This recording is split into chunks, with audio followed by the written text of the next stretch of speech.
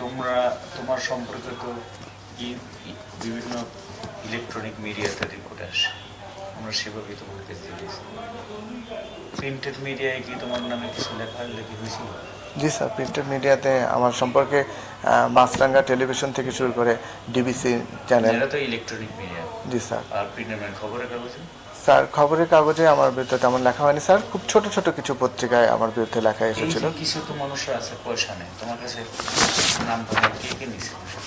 Sir, এরকম যারা নিয়েছে তাদের মধ্যে রুবেল হাসমত ছোট পর্যায়ের, এবং বড় পর্যায়ের মধ্যে সুমন, কালের কণ্ঠ, সাব্বির নওয়াজ, সমকাল, নিজামুদ্দিন, ইত্তেফাকের, এরপরে আবু জাফর সূর্য, এবং এরা নিয়েছে স্যার প্রিন্টেড মিডিয়ার ক্ষেত্রে। এবং যারা টিভি মিডিয়ার ক্ষেত্রে স্যার মাহমুদ সোহেল, ডিবিসির নিউজের বার্তা প্রধান, এশিয়ান টিভির জাকির হোসেন পাটোয়ারি, এরা নিয়েছে স্যার। এবং আবুল হোসেন, আবু জাফর সূর্য, উনিও নিয়েছেন, এবং উনি এদের অনেক ক্ষেত্রে এদেরকে কন্ট্রোল করতেন বা নিয়ন্ত্রণ করতেন।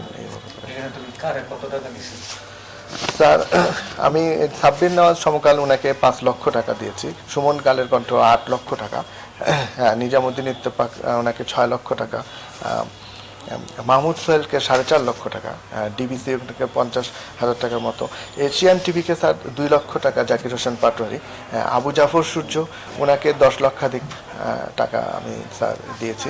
এছাড়া স্যার ছোট সাংবাদিকদের মধ্যে হাসমত যেমন, সেও আমার কাছে স্যার বিভিন্ন সময়ে 10,000, 15,000, 20,000 করে 2 লক্ষ টাকার মতো নিয়েছে। রুবেলও স্যার আমাকে বিভিন্ন সময় ক্যামেরা কেনা বা বিভিন্ন পত্রিকায় বিজ্ঞাপন দেওয়ার কথা বলেছে।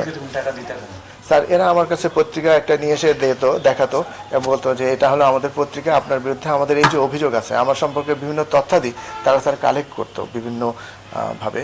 তার একটা এরকম ফাইল নিয়ে আমাকে দিয়ে বলতো যে আপনার তো এই সমস্ত অভিযোগ আছে, এগুলি আছে, এই জিনিসগুলি আমরা কালকে রিপোর্ট করব, আপনার যদি কিছু বলার থাকে তাহলে আপনি বলতে পারেন। তো সেক্ষেত্রে আমি বলতাম, সেক্ষেত্রে তারা আমার কাছে একটা মোটা অঙ্কের টাকা দাবি করতো। পরে আমি তাদেরকে সেটা না পারলে যতটুকু সম্ভব তাদেরকে দেওয়া হতো স্যার।